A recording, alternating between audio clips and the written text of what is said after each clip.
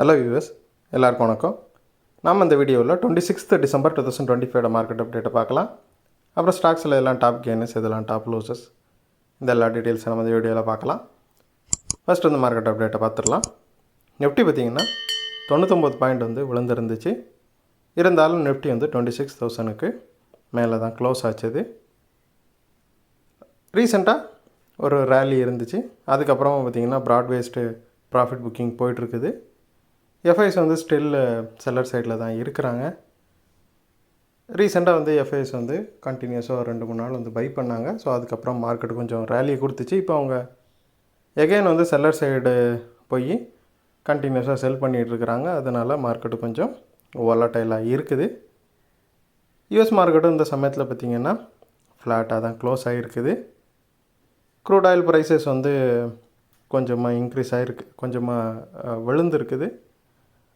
யுக்ரைனுக்கும் ரஷ்யாவுக்கும் இடையிலான அந்த அமைதி பேச்சுவார்த்தைகளில் வந்து ப்ராக்ரஸ்ஸு தெரிகிறதா சில நியூஸஸ் இருக்குது. ஸோ அதனால் பார்த்திங்கன்னா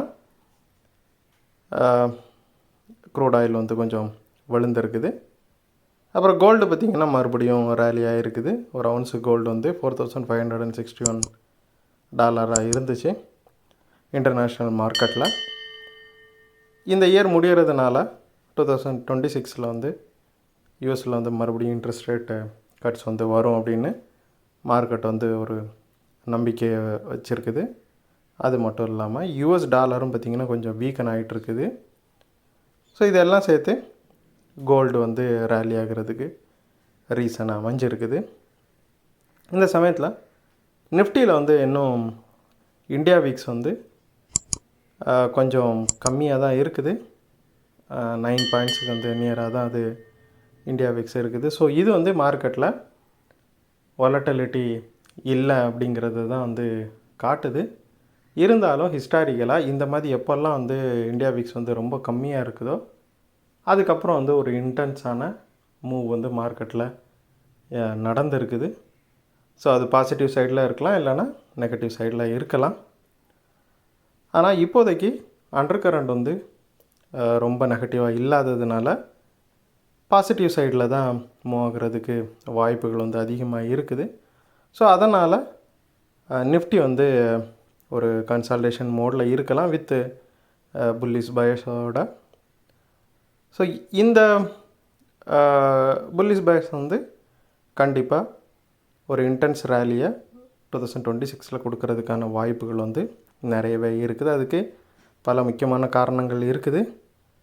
டிஏஎஸ் வந்து கண்டினியூஸாக வந்து பை பண்ணிகிட்ருக்குறாங்க. ஸோ இது வந்து மார்க்கெட்டுக்கு ரொம்பவே ஒரு பாசிட்டிவான விஷயமாக பார்க்கப்படுது.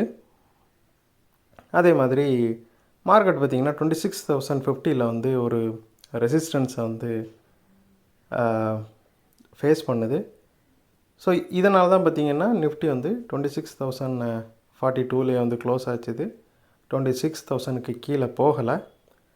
ஸோ இந்த ரெசிஸ்டன்ஸ்னால் பார்த்திங்கன்னா மார்க்கெட் வந்து கண்டிப்பாக ஹையர் சைடு போகிறதுக்கான சான்சஸ் வந்து அதிகமாக இருக்குது. இந்த வருஷத்தில் மீதி இருக்கிற இந்த ட்ரேடிங் செஷன்ஸில் 26,200 26,250 வரை ஒரு ரெசிஸ்டன்ஸ் வந்து காணப்படுது. அந்த ரெசிஸ்டன்ஸ் வந்து ஓவர் கம் பண்ணிச்சுன்னா இந்த வருஷத்தில் நிஃப்டி க்ளோஸ் ஆகிறப்போ 26,400 26,500 வரைக்கும் க்ளோஸ் ஆகிறதுக்கு சான்சஸ் வந்து ரொம்பவே அதிகமாக இருக்குது.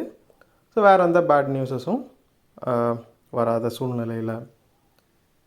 அப்புறம் டாப் கெய்னஸில் பார்த்திங்கன்னா ஃபஸ்ட் வந்து டைட்டன் கம்பெனி இருக்குது. ஒரு 82 பாயிண்ட் வந்து ரேலி ஆகிருக்குது.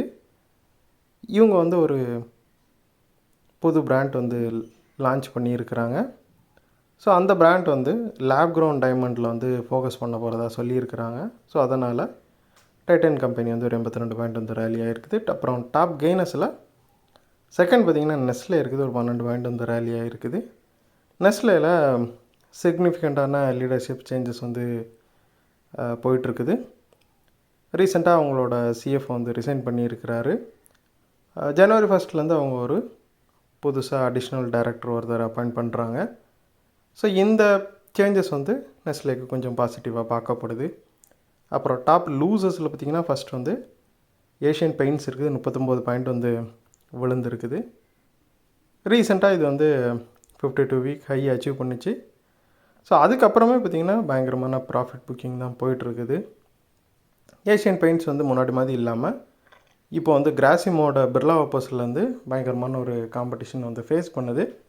அது வந்து அந்த ஸ்டாக்கை ரொம்பவே ப்ரெஷரில் வச்சுருக்குது. அப்புறம் ஸ்ரீராம் ஃபைனான்ஸ் பார்த்திங்கன்னா டாப் லூசஸில் செகண்ட் இருக்குது, 13 பாயிண்ட் வந்து விழுந்துருக்குது. இது பெரிய அளவுக்கு விழலை. அதாவது ரீசெண்டாக அதோட ரேலியை கம்பேர் பண்ணும்போதுக்கு இது அந்த அளவுக்கு விழலை. லாஸ்ட் ஒரு 6 ட்ரேடிங் செஷனில் மட்டும் இது ஒரு 16% கிட்ட ரேலி ஆகிருந்துச்சு. ஸோ இப்போ பார்த்திங்கன்னா 52 வீக் ஹை கிட்ட போனதுக்கப்புறமா ப்ராஃபிட் புக்கிங்னால் கொஞ்சம் விழுந்திருக்குது. ஸோ இந்த வீடியோவில் நான் உங்களுக்கு கொடுத்த இன்ஃபர்மேஷன்ஸ் எல்லாம் கண்டிப்பாக ஹெல்ப்ஃபுல்லாக இருந்திருக்கும் நான் நம்புகிறேன். இது உங்களோட ஃபியூச்சர் ட்ரேடிங் செஷனுக்கு கண்டிப்பாக ஹெல்ப் பண்ணும். இந்த வீடியோ உங்களுக்கு பிடிச்சிருந்துச்சின்னா லைக் பண்ணுங்கள், ஷேர் பண்ணுங்கள், மறக்காமல் சேனலுக்கு சப்ஸ்கிரைப் பண்ணுங்கள். அப்படியே இந்த பெல் ஐக்கானை கிளிக் பண்ணிங்கன்னா டெய்லி அப்டேட்ஸ் வராமல் கிடைக்கும். தேங்க்ஸ் ஃபார் வாட்சிங். Keep supporting. நான் இன்னொரு வீடியோவில் உங்களை சந்திக்கிறேன். தேங்க்யூ.